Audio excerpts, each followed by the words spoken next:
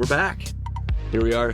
In my studio, day 2. Yes. I'm excited. It is pouring rain outside, and we were sitting outside this morning having coffee and laughing, talking about art, making fun of art dealers from early 1800s Paris. Yeah.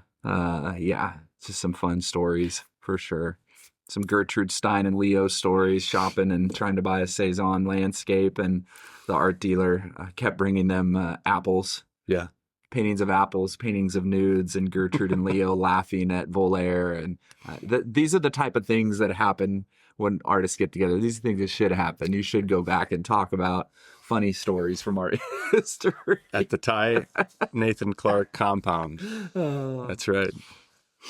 I think it's going to be a good day. I think we got some good stuff to talk about. I know you've got some stuff that's jumping off in your head this morning as we've been itching to get in here. So you bet. Go for it. So I think the first thing I wanted to get into today was, and this is just something that we had talked about when we were like, hey, let's do a couple of episodes in person since we're going to be, hanging out anyway, was just kind of taking the approach of what's been fresh for us. What are some aha moments or just sort of light bulb realizations of like, oh, this is what works for me. Yeah. And understanding that, what works for one of us may be transferable to others. Maybe. And if nothing else, just like all the stories that we read of other artists and that we talk about living in and past, there's value in really, I think, being a student of our own practice and of our own process. Yeah. Because at the end of the day, that's the only thing we really need to be experts on. Yeah. Yep. It's fun to be in your studio here to just kind of see even the little, nerdy things that only artists would even pick up on or recognize, but how you got your cart organized. And I was playing with a couple little sculpture models, and I didn't bring a wire cutter. I'm like, if I was Ty, where would I keep my wire cutters? And I went right to it. Sweet. Love it. Just channeled my inner TNC and was like, well, if I was Ty, where would Nice. But anyway, so yeah, just kind of, thinking about, what works for us and continuing to iterate and refine that over time, I think is super valuable. So one of the things that I think about a lot is just the value of making rules for myself.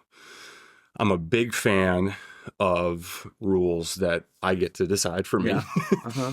Much less a fan of rules that are, imposed on me by anybody or anything else, really, which is, probably why being an artist makes a lot of sense. But I think the benefits of, governing ourselves, being aware of the things that lend themselves, and just in terms of our wiring, our internal DNA, our characteristics and character that work, and the things that we need to sort of work against. Yeah. The wild nature of the beast that sometimes needs to be reined in.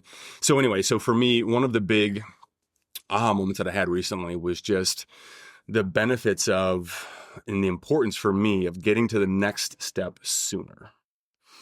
And so I'll just kind of share how this applies in my practice, and I'm curious to hear your thoughts on it as well. But like what I learned is that I have a tendency to want to overwork certain areas, or I shouldn't even say overwork, but spend way more time than is necessary for something that may very well be, in my case, covered up, cut away, or blocked by another layer or element on top. Yeah. And so the rule that I've really been thinking about is get to the next step sooner.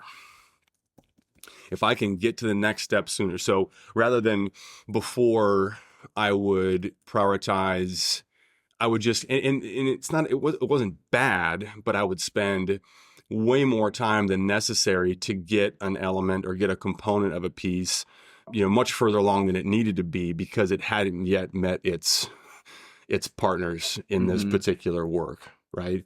And so instead of before, where I'd work something to 95%, which created problems for me, because then I would fall in love with certain moments. So you'd keep going. Yep. Yeah. That may or may not serve the piece as a whole. Right.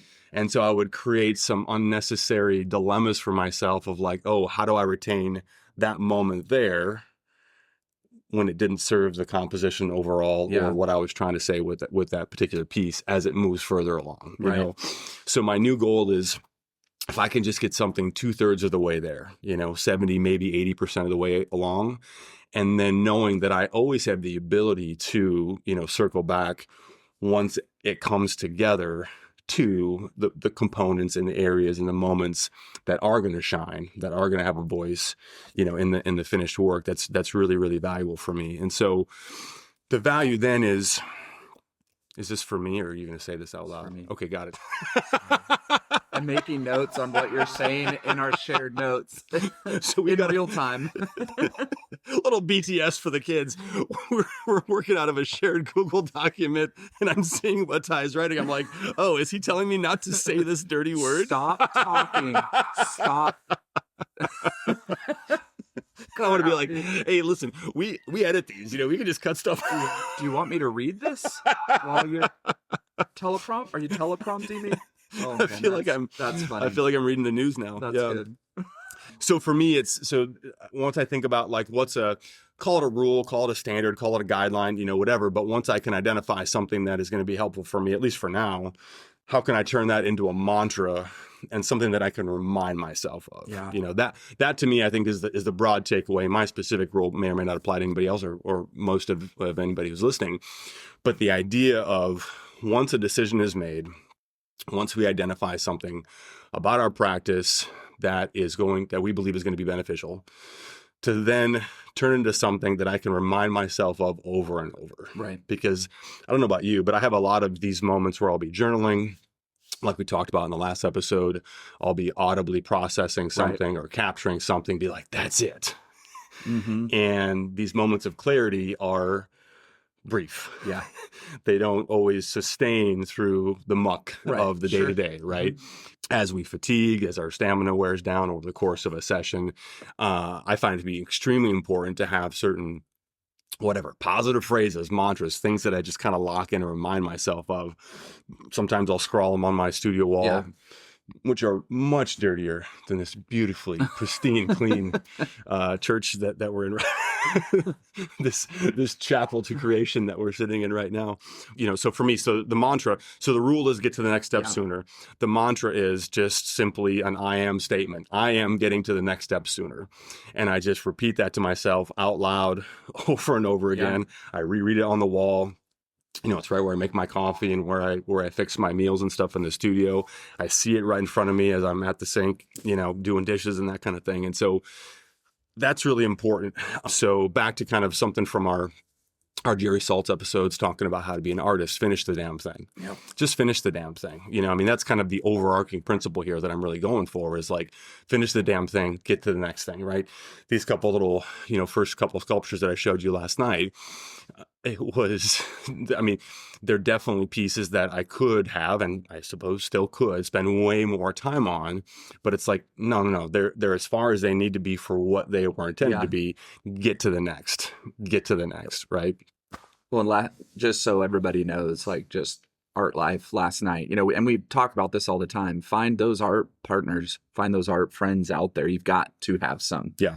And sometimes there's wonderful conversations. Sometimes there's awkward, hard conversations. And I think finding artist friends who will be completely honest with you, there's no greater thing than when somebody tells me that's not working. Right. Or why are you going that way? And then you go, had no idea. Yeah. Or, yep, that is what I was doing. And so last night, Nathan and I are looking at his sculptures and we were having a really, deep, honest conversation on, what do you think? Are these working? What's happening? And I'm telling him my view, what I think. Hey, this is what I see right now. This is where I really see you going. But what are you doing here? Why are these things? What is it? The representation that's in your head here? And we had a awesome conversation of this, that, where to go, how to look, what are these things? And, I know looking back when I didn't have those relationships, it was like, I was on the farm and a chicken with my head cut off and I was just running around like aimlessly going, is this working? I think I like this. And then at the end of the day, it actually wasn't working at all. Right. Because I didn't really know, I didn't have good advice from the right people on what's happening that I could then take to my garage Yeah. and go, okay, let's kind of look at these areas now and gather. And I'll finish the damn thing. I've heard from countless artists about the struggle with finishing a painting. Yeah. And I mean, I've had artists in my program who have been working on a certain painting or two paintings for 5 months, 6 months, and not like there's something mentally sometimes a hurdle that artists have to get over that to be okay with listening to the work, saying I'm done. Yeah. And there's just for some artists, there's a mental blockade of I've just got to get to that perfect spot for the painting to be done. Paintings are never finished, right? I forget who said that. Paintings are never finished, they're only abandoned. Yeah. Right? It's like, because every work of art that we make in our lifetime, we can look at and do something different. Yeah. So we have to be okay with moving on to the next thing. And one of my favorite stories is from the Spanish artist Joan Miro, who's one of my heroes. And he was 21 years old in Spain. And he's in his journals, he's talking about working on a certain painting over 1,000 times. So I think he says, I completed this painting 1,000 times this summer. And and he's talking about how difficult it's been to finish this painting. Right. Well, you fast forward in his journals, I think this goes as 1921 to 1926. So I think he's now in his mid-20s.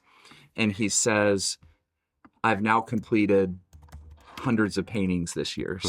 So he's gone from this point of, and he talks about the wonder of creating a body of work. Right. And he talks about how much he's learning about the work in this process from going from work to work. Yeah. So he's past the hurdle of not being able to finish a piece.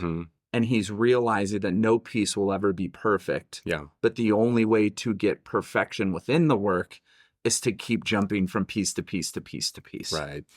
Well, and do you think that's a product of learning that it's really the most we'll be able to do is maybe make something 5% better at best, maybe 10, or even maybe regress from where it was at one point. And so I think about looking back at previous work. You got some incredible pieces in the house from different phases of your career, and I guess let me put this in the form of a question for you.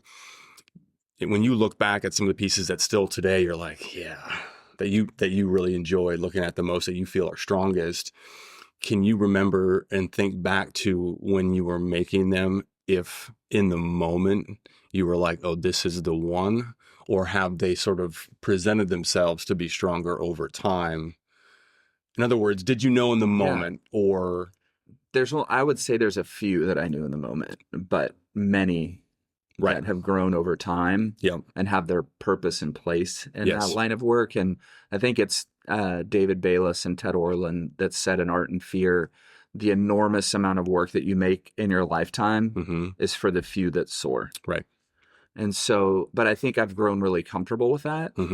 And being okay with knowing that the majority is going to be okay. And because it takes an enormous amount of work to get the few that soar, the more quickly we can get to making enormous amounts of work, the better. Yeah, and I think the things that you said earlier, kind of talking about your mantras and the things you need to put in place for yourself, the goal of an artist is to make great work. But I think the other goal of the artist in that process is learning who you are as an artist. And that doesn't just mean your work. You, the person, what do you need for you to make the best work you can make? That's not just time in the studio. That's learning who you are. How do I operate best? How can I put out the most work I can put out? How can I sustain a great amount of focus in whatever time I have to focus? And then putting those things in place to keep you there. Because for any of us that have our routine or have our discipline set in the way that we do things, we know once we leave that, things are a mess. When we step out of that normal routine, we step out of those rules or mantras or things you have in place, however loose or however tight, once we're removed from that, it's a mess to get back into it. Sure. And I think that's part of the problem too for so many of as young artists in career youth is just bouncing in every now and then to do stuff kind of half-ass or not really focused or with too much frustration. It's hard to really create work and be okay with what you've made to move on to the next thing. So really finding out who you are is part of the process as well, and how you need to operate. Yeah. I think I wanted to circle back to something you said before around having other trusted friends whose critique and feedback, who's honest critique and feedback that you can, that you're able and willing to receive. I think that goes back to also identifying a trusted relationship where you know that like what you're going to be hearing is coming from a place of, support and also context. Somebody who's, knows enough about what you've been doing to be able to, give that feedback. And also, understanding when a good time is to ask for that. Yeah, because we're all scared when we ask. For sure. There's no way that no artist does not have 1 ounce of fear when they go to that trusted person and go, totally, hey, here's my new body of work. Tell me what you think. Yeah.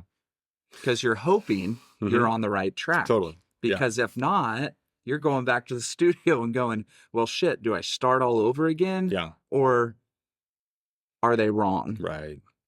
There's even fear in that moment. Yeah.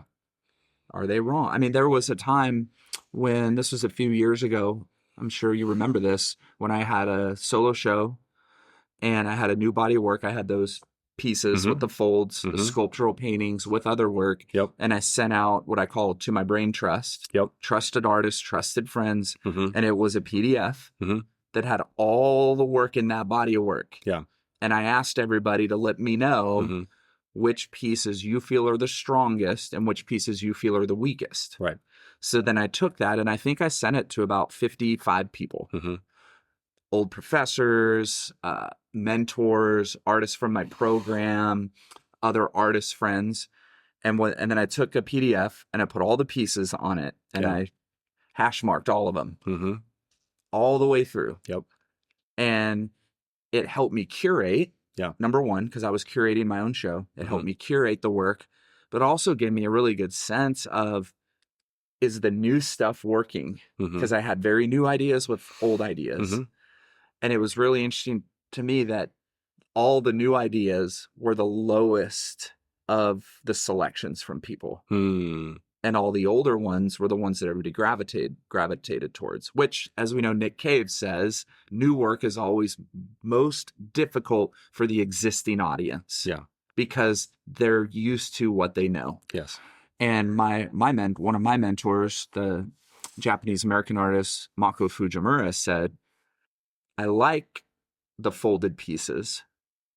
They're very new, and I don't think they're fully developed yet. So your older work, fully developed and feels very strong because you know what you're doing. I'm not saying don't show the new ones, but if you do show them, make sure the older work is the most prominent in the space. Right. And the new ideas are in a place where people can see them, but they're not the focus.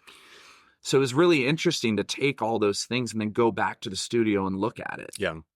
But it was also really sucked. Because I was so fucking excited about the new pieces. Right. And there was one in there in particular that was my absolute favorite out of anything I did. And it ranked the lowest of any piece on there. So you've got all these competing feelings now that you go back into the studio with. Now what do you do? Right? Well, and that's a really important point is also knowing when to, listen and identify, okay, this is, stamped in stone versus, okay, this is a perspective, but it's not, it's your work. You're still the expert on your work, to your point about that feeling of vulnerability. I mean, as well as you and I know each other and as much as I trust you, I definitely had that feeling, last night with the photos and videos that I had you take a look at, of just like, all right, and that hope, like, oh, am I onto something? Mm-hmm. But just to be transparent, like there definitely is that moment. There's a reason why it made sense for us to do that last night versus right before we Right. like I had I got a chance to go back to my room and lick my wounds and tell myself it was going to be okay. You weren't that harsh and it wasn't that bad, and it was it was also very but that's the point, right? Yeah. Is not to always just get the high fives and the hey, you're doing great, keep You're on the going, right track, great work, right? which is that's why I call Instagram the false narrative. 100%. Right. It's a myth. It's a false narrative that your work is on the right track, because you put up a piece and you get 1,000 likes. Yep. Then you put up another piece and you get 5. Mm-hmm. I mean, it's a false narrative. Right. It's a people who like art, Mm-hmm. but it is not the art world. Yeah. Unless the 5 galleries you're dreaming to get into all like the piece. Sure. Now you're okay, I'm on there. Mm-hmm. But for the most part, it's what people know. Yeah. And what they see regularly. So Yeah. so that's like that false narrative. So yeah. I've got a question for you. It's funny you bring up when you had sent that out, because as I was looking at some of those, I was remembering and I don't think I've seen at least all 5 of those in person. I was remembering when I was looking at them on the PDF and thinking about that. My question for you is, how do you weight, right? Like something coming from Mako obviously is you got to weight that heavier than someone from me whatever, you know what I'm saying? A mentor. So how do you weight the feedback? Do you, I guess let's start there. No, I definitely do, because I would go through and I'd go, okay, well, Nathan, V, Mm-hmm. Andre, who's in your program Mm-hmm. with you in Mm-hmm. Germany, Moxa had, Allison, had all these people that I trust, right, as Mm-hmm. well. And then I had some people that are deep in the art world, right? Yeah. Museum artists, mid-career, Mm-hmm. very successful known artists, right, with their feedback. So there is a separation of, wow, okay, Nathan loved these. Well, makes sense. I know why Nathan would like these 4 more than others. Sure. And I remember what everybody liked today out of those 50, whatever. There are pieces that you liked that not everybody else liked. Mm-hmm. There are pieces that V loved that nobody else liked. Right. But I know your taste. I know her. So I was kind of, okay, that makes sense that they would gravitate towards these. So then, I do have to kind of separate and go, okay, now I have this group of artists here who are lecturing on art, who are curating shows and seeing things. And I go, okay, well, I know why. I don't really know why. I don't have a read on their things like I do some of these others. So then that's when I go back and I put that work in the studio and I pull my chair out and I get my coffee and I have their notes printed off. Right. And I'm looking at all the hashtags that I have in people's names and circles, and I have notes everywhere. And I'm going, and I literally, so then after I did that, and I'd look at all the work and go, agree, disagree. Mm-hmm. I think whatever so-and-so said was only that way because of what they've been working with over the last year or two as a curator or whatever. Right. It's not something they like. Mm-hmm. So it's literally an opinionated, don't like that stuff. Yeah. More than, well, it's really raw. This is new. The ideas aren't really fully fleshed out. It was more like they just don't like it. So I was able to separate. But then there are ones that I don't know. Mm-hmm. No idea. Yeah. But it forced me to sit with it again, look at it. Then I took my sheet and I curated the show around everything, including myself. Because there were pieces that people did not like that I still included in. I think I had 40 pieces and I needed 23 for the show or something. So there were pieces left out that were more popular than others because I felt so strongly confident about those pieces. I wanted to make sure they were shown. Makes sense. Yeah. Before we jump to the next section, there's a word I want to go back to that you said early on that to me is like a bad word. Yeah. It's a dirty word. It's a naughty word. Not the naughty word that you were. It's funny. So you beat me to the expletive in this episode. I do need to reference the fact that you threw me under the bus at dinner last night, and you said you made it seem as though I was the potty mouth half of this equation, and I said you beat me to it.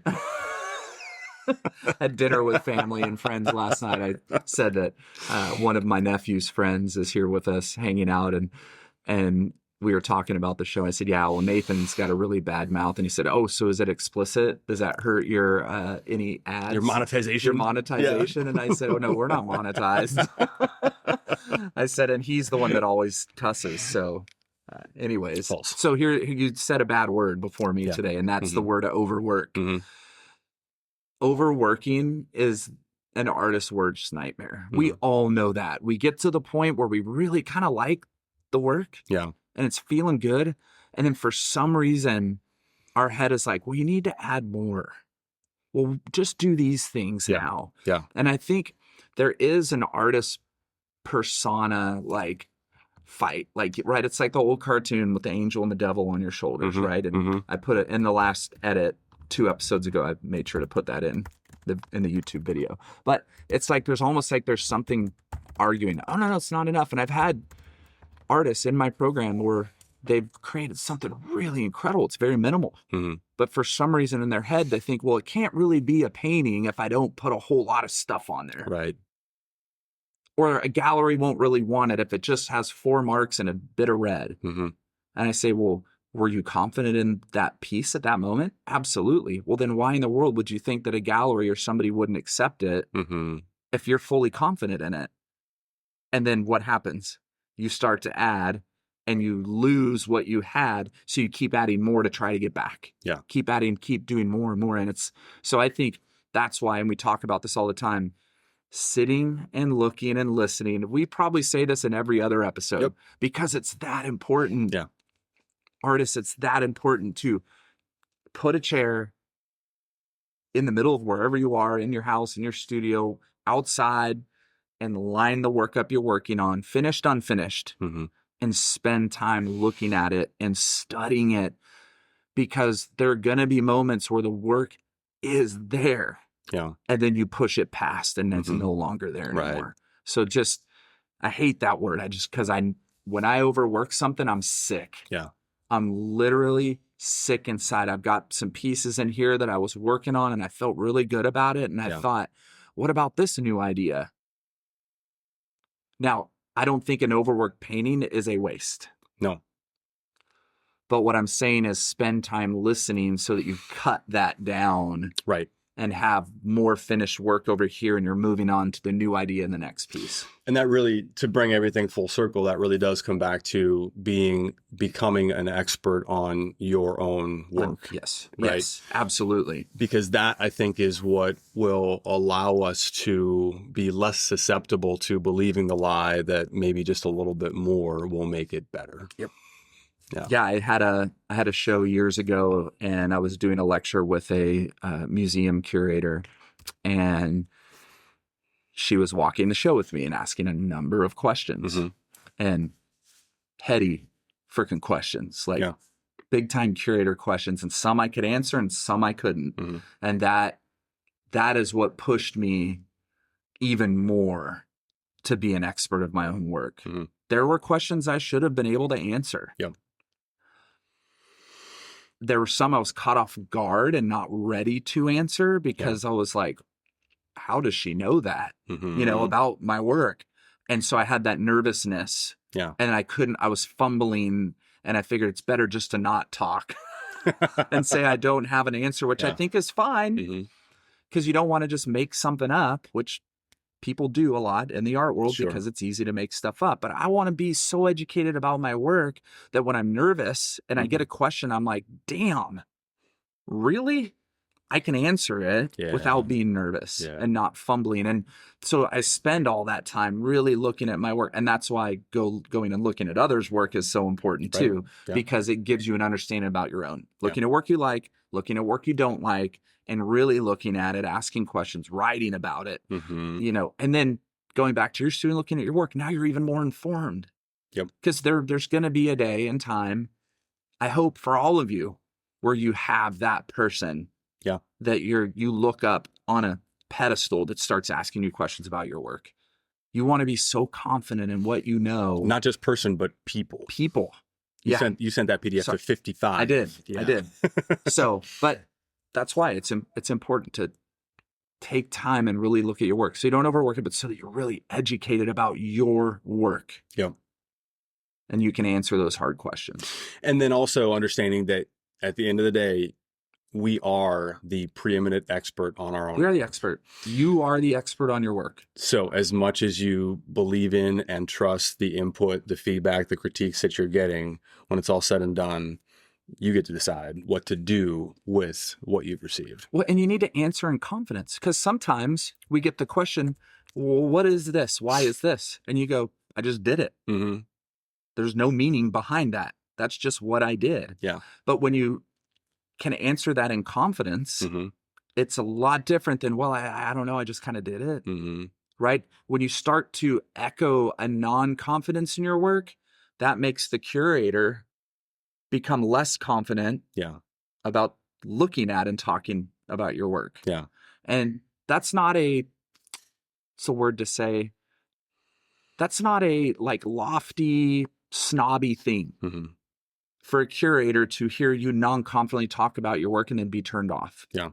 That's not this like upper echelon snobby, like, oh, this artist doesn't know what they're, no, it's your confidence is making them not confident. Right. Right. So even if you're saying, no, that's just what I did. I grabbed pink. I like pink. I grabbed it. I put it on the brush and I slapped it on and it worked. Yeah. Boom. Next painting. Yeah. Right. And then other times it's, well, pink actually for me represents X. Mm-hmm. And my gestures are because of my heroes and working those two things together. And so there's differences in those things, but we want to be able to speak with confidence. Yeah. Because you are the expert. You need to sound like it. Yeah. So even if you're not confident, do it with confidence, is what I'm hearing. Yeah, even if you're not confident. I mean, I was nervous.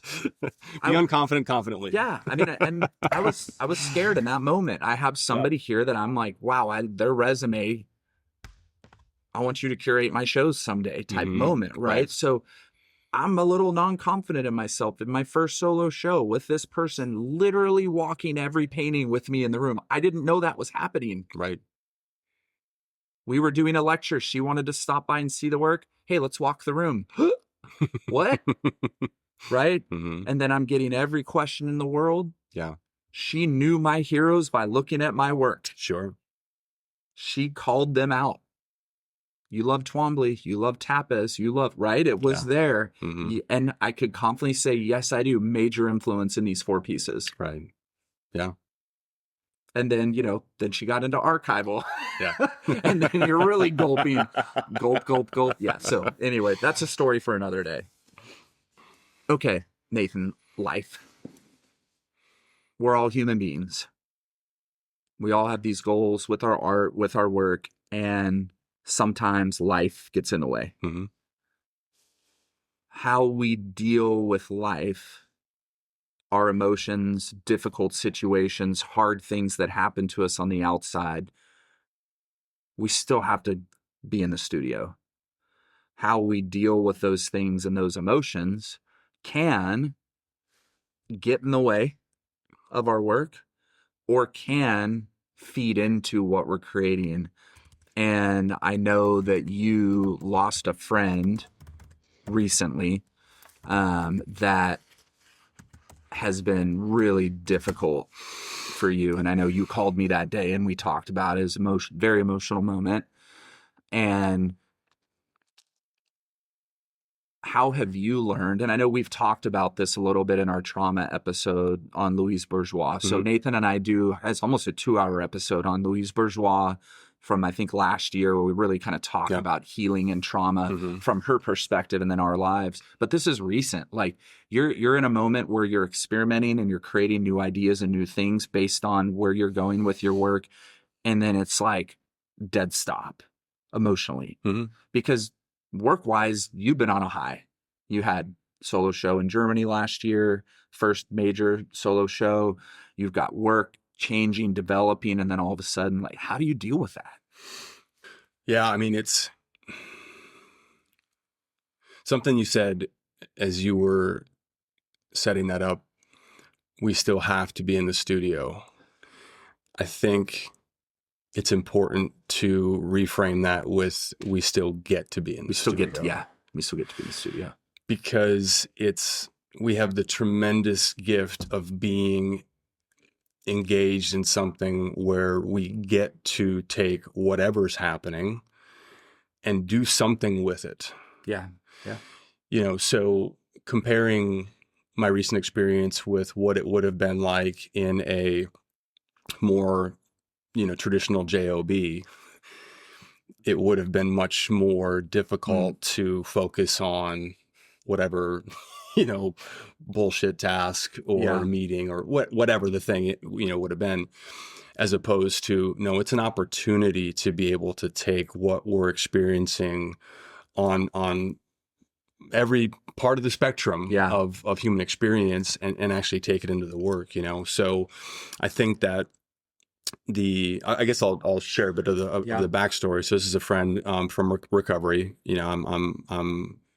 I'm active in the recovery community. I've been sober for a long time. I work with a lot of other people recovering from addiction, and this was somebody who I knew well, who I was working with, and he had almost 3 years of sobriety, and he relapsed and he overdosed, and his girlfriend found him in his bathtub, and so I was shocked. I did not see it coming. There's certainly people that, I know well in that space where I would be devastated to get that call, but wouldn't be shocked. This was one where I was absolutely blown away. I did not see it coming at all. And so just working through those feelings and that experience of grief and loss, and then also figuring out what do I do with this, I think is probably how I would answer that question. Like, I think that there is utility to everything that we're experiencing. And I go back to, this is where having a deep well of information, of books, of peers, of friends, of information, and I'm going to take that a step further and call it wisdom, to really go back to, Absolutely. to anchor us into, what's true and what is to be done with what's in front of us. We talk about this, and it's funny. I wanted to talk about this book anyway. I didn't bring it with me. Of course, you've got it.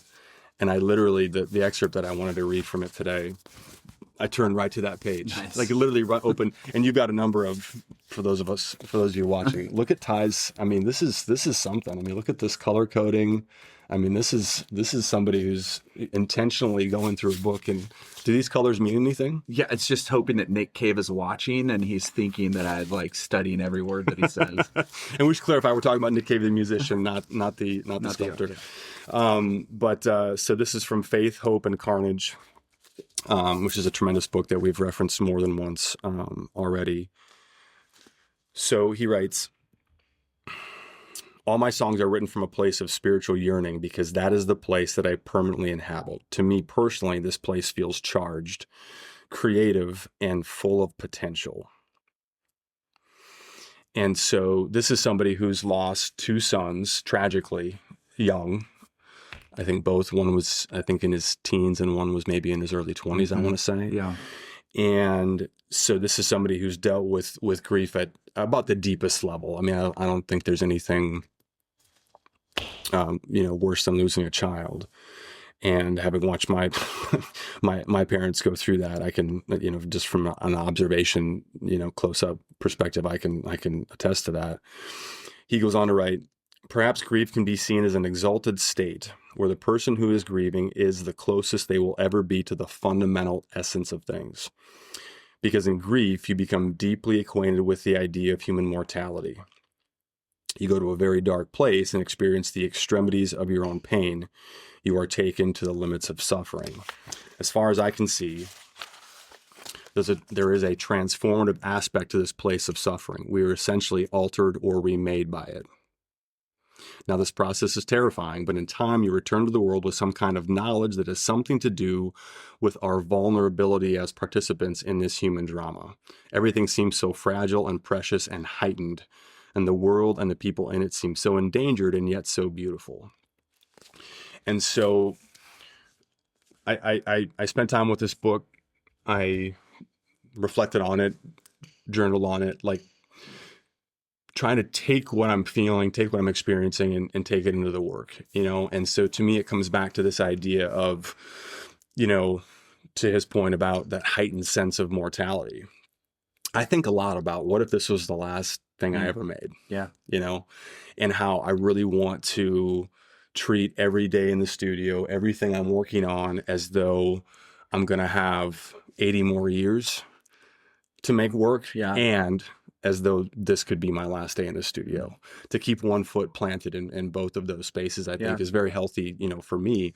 And so in a phase, in a period where I am, you know, doing things that are completely new, I try to channel that into a place of sort of, I guess, fearlessness of, hey, what if today is my day? What if tomorrow's, you know, my day? What would I want to have at least made or tried to, you know, put out into the world or leave behind for whoever might find it, you know?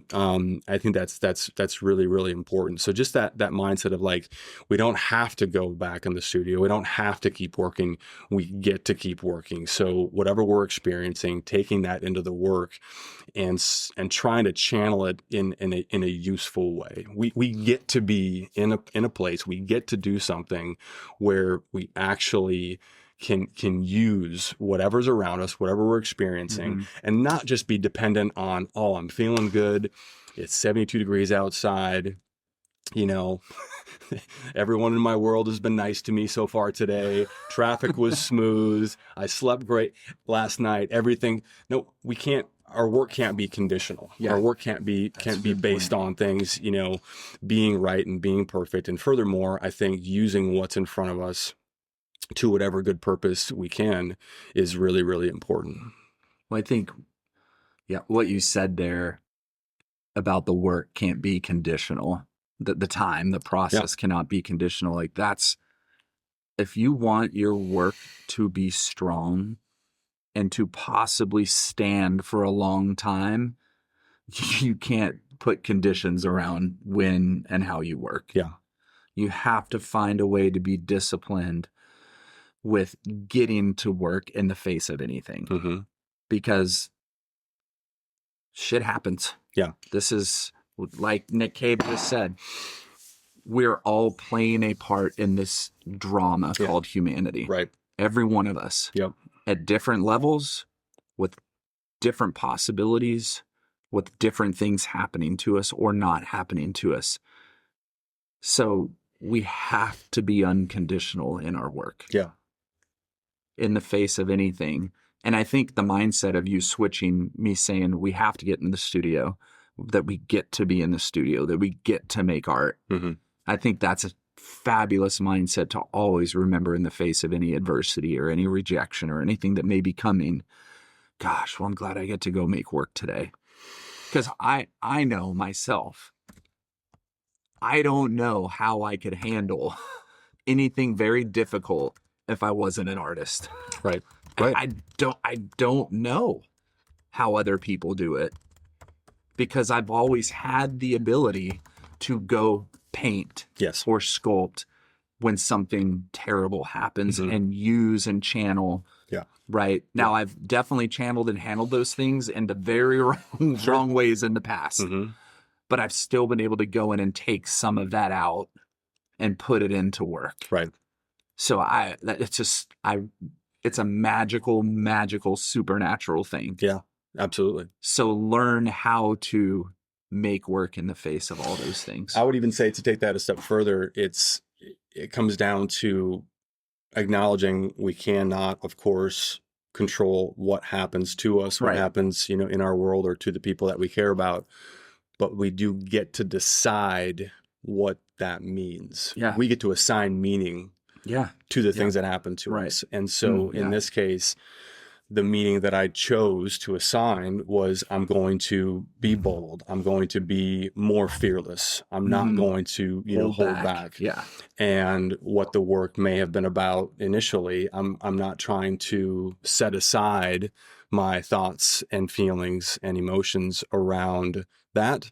I'm channeling it into what I'm doing, because anything that would come, especially in that period, anything that would come from the work from a place of trying to let me compartmentalize and set that aside would have been inauthentic to where I was actually at in that moment. And I think the highest calling for all of us is to make the most authentic work that we can based on where we are and what's in front of us at that time. Yeah, I'm 50 years old. I have no idea how many years I have left on this earth. It's probably less than I've lived so far. Sure. So when I'm in the studio and I'm making something that I'm going, don't know if I like this. I have no idea where it's going. Well, then I'm still follow the course. Yeah. Because I want to, it's taking me somewhere. The work's telling me to go this way. So I've got to go that way. Yeah. Like you said, I don't know. What if in a few months my time's up and I didn't follow the course and I'm just kind of diddling around? Like, that's not how but that's my chosen. Yeah. I don't want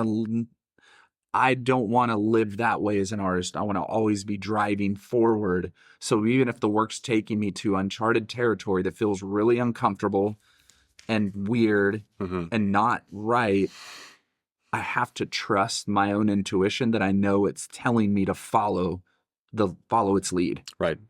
Because it's taking me somewhere. And I'd much rather go out having done that and what I may leave behind doing that. Yeah. Rather than just following a script.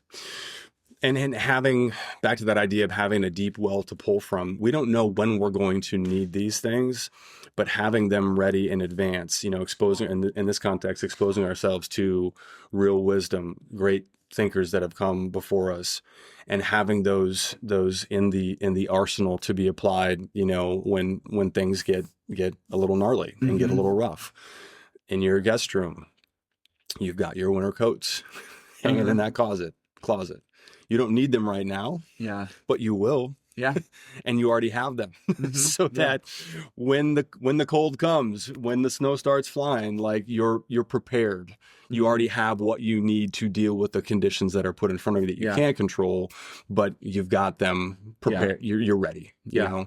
And so that just goes to, again, something that a drum that we continually beat on almost every episode, but continue to expose ourselves to more ideas, more great thinkers, more things that we may. When I first read this book, I was like, that's a great idea. I could relate to things in the past. Right. But then something happens in my present, and it's like, oh yeah, I've got that to pull from. Yeah. Let me revisit this, and it takes on, of course, a full new life, a full new meaning, because it's there. Yep. Absolutely. Lot of good stuff today, Nathan. I think, and I've got a lot of things I'm thinking about right now, just in that conversation, and just being able to just continue to shape my mindset. Yeah. Because I don't know what's coming in the future, so that I'm really focused today. I think that's part of everything that you and I talk about a lot, just on our own too, is like, be so focused on today, what you're doing in the studio. Like, we're looking towards where our work's going. We're following the lead of our work, where it's taking us, but we don't know what tomorrow holds. And so focusing on today. And I know for you and I both, that means our artwork, but also means our family life. It also means those things like giving attention to and love and nurturing our work, but also our relationships and our family life and those things too. And I just think that's great for all of you, just to have in your head, like, what are you doing today with your work? Yeah. How much are you learning? How much you're willing to listen and spend time really cultivating your relationship with you as an artist and with your work.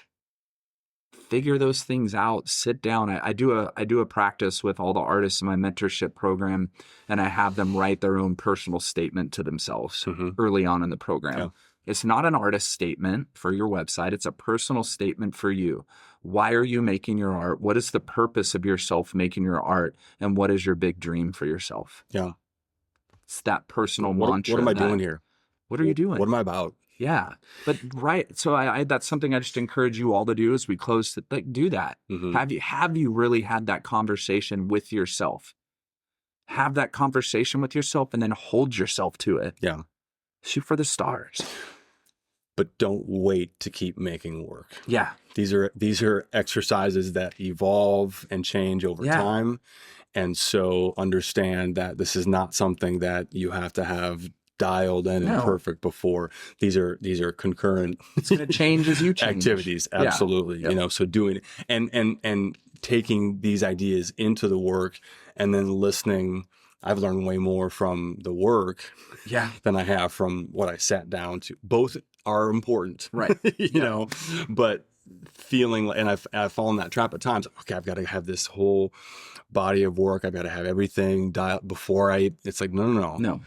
We just have to have a starting point. Yep. And then doing both of those things side by side will definitely support and enhance one another as you go. Yeah. I think Miro said we need to explore all of the dancing sparks of our souls. Mm.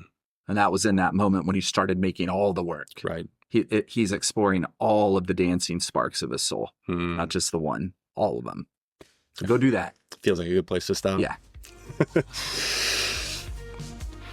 Thanks for listening, everybody. We hope you enjoy the episode. If you have any questions, shoot us questions. We'd love to answer. We need to do a Q&A episode at some point coming up. So Absolutely. if you have any questions that you're curious about us as artists or about the art world or anything, we'd love to find answers for you. If we don't know them, which we only know a little bit, but we will ask and we will try to get answers from others. Make up answers confidently. Or we will confidently answer them.